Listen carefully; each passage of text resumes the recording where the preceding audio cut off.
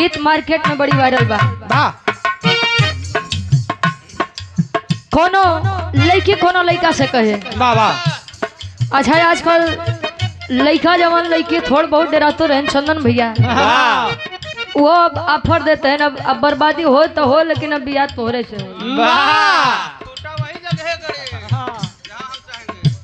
देखा इस तरह हमारे मंजीत भाई लाए बा हम जाने तो संत आदमी है।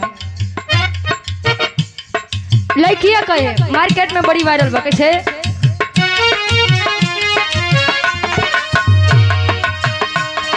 छोड़े के पहले टराई तो तोहर पिटाई करा देव थाना में थाना में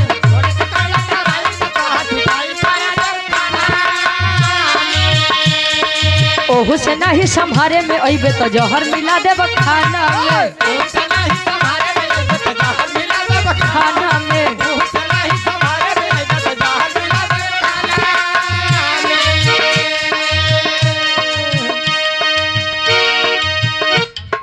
छोड़े के कैले टराई तो तोहर पिटाई करा देव थाना में ओहू से नहीं संभारे में अइबे तो जहर मिला देव खाना में भीज दुपट्टा न लोरे से कहा तनी जोरे जोरे से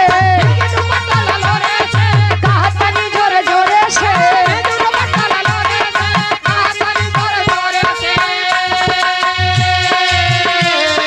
भीज दुपट्टा न लोरे से कहा तनी जोरे जोरे से आवे परी तोरा घोड़े से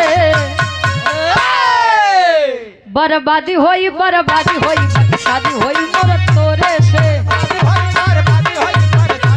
मोर तोरे से